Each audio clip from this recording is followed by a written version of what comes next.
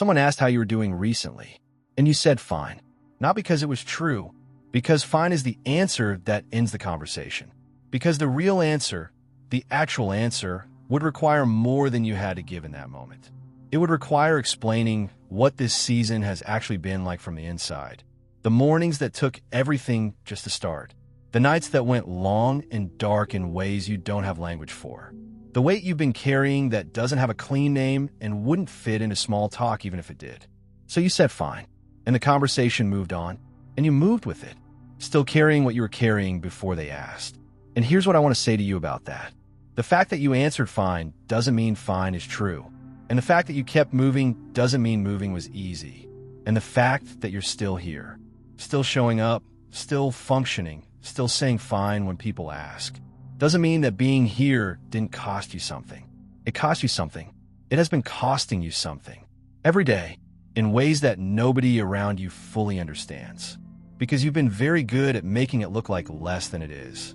And nobody gave you credit for that. Because nobody knew there was anything to give credit for. And this is the thing I want to say before anything else. I know the shape of it. The distance between what you show and what you're carrying. That distance is real. And it's been exhausting to maintain it for this long. Here's what surviving quietly costs. Not the surviving itself, though that has a cost too. The silence around it. Because every time you said fine and moved on, you did something that looks small and isn't. You chose to carry it alone. Not because you wanted to, because the alternative, being honest about how much you were carrying, felt like more than the situation could hold. You calculated, probably without realizing it, that the people around you didn't have the capacity for the full weight, or that sharing it would change how they saw you in ways you weren't ready for, or that explaining it would take more energy than you had to spend on the explaining. So you kept it in, and you kept moving, and you did the things you were supposed to do. Work, family, church, the ordinary rhythm of a life that looks functional from the outside, while the inside was a different story. And nobody knew the inside story. Not because they didn't care. Because you'd gotten so good at the outside story that it didn't occur to anyone to ask about the inside one. And the performance of being okay is its own kind of labor. Invisible labor. That nobody counted. That you've been doing on top of everything else. Every day. And you've never been told that was hard. Because nobody knew it was happening. Here's something worth naming. The people who carry the most are almost always the least likely to say so. Not because they're dishonest, because the carrying itself trains them out of asking for help. Early in the hard season, you reach out, and the response isn't quite what you needed. Not unkind, just not sufficient for the weight. And you learn, this is what I can bring. This is what gets met. Everything else, I carry alone. And you get very good at the calibration. And what they have is only what you showed them. And this is how someone ends up surrounded by people who love them and completely alone in what they're actually carrying. Here's what I want to say about the choice to stay. Every time you chose to stay, chose to keep going, chose to face another morning, chose to do the next thing instead of stopping. That was a decision, not the default, not the easy path, a decision made in the specific conditions of whatever you were carrying at the time, with whatever was available to you in that moment. And some of those moments were harder than anyone around you knew. Harder than harder looks from the outside. The mornings when getting up required more than it should. The days when functioning took the kind of effort usually reserved for extraordinary circumstances. The times when you chose to stay because you were still choosing it, not because it was the obvious choice. And those choices, each one, every one, deserve to be recognized.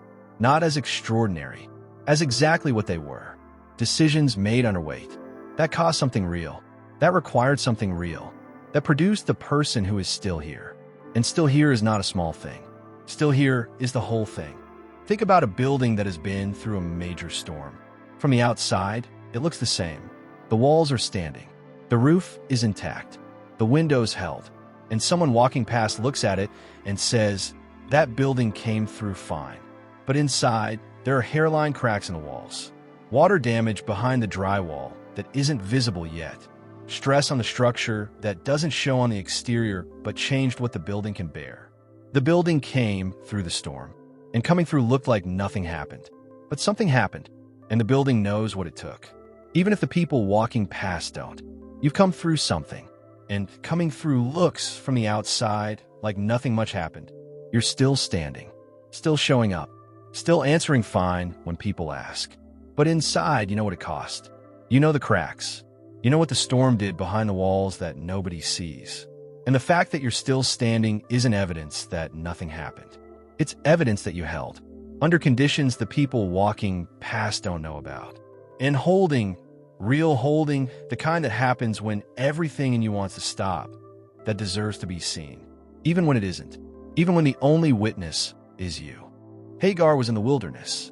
She had been used, dismissed, and sent away with her child and not enough water.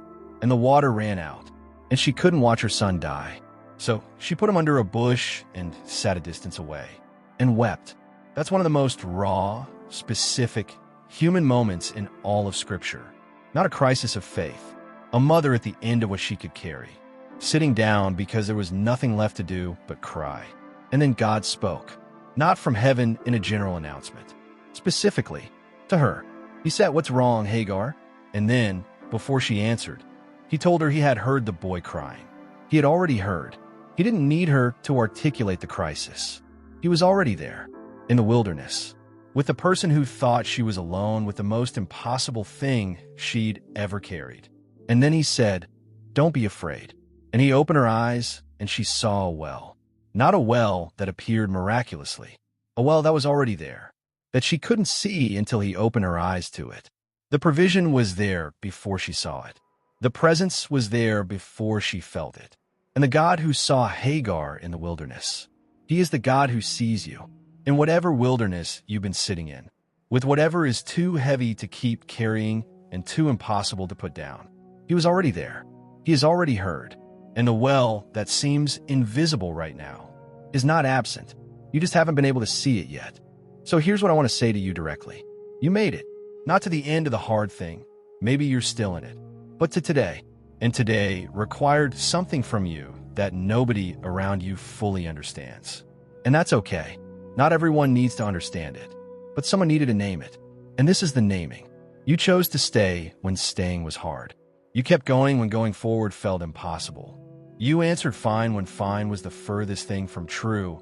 And you did it not because you were performing, but because you were protecting what little you had left. And the exhaustion of carrying it alone, the labor nobody counted, that was real. All of it was real. And you've been waiting for someone to say that.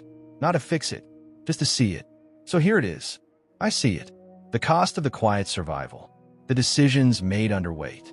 The mornings you chose anyway. The days you functioned when functioning required more than it should.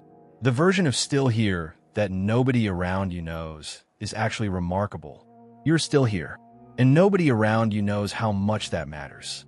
But it matters, and you matter, not because of what you survived, because of who you are, and who you are. The person who kept choosing to stay in the quiet without witness is someone worth seeing. Before you go, type these words in the comments. I'm still here. And that matters, not as a declaration that the hard is over, as a recognition that the staying was never small. It was never nothing. It was always the whole thing. And you've been doing it every single day. And that counts. If you're in a place where staying feels impossibly hard right now, please reach out to someone you trust or contact a crisis line in your area. You don't have to carry this alone. There are people who want to help.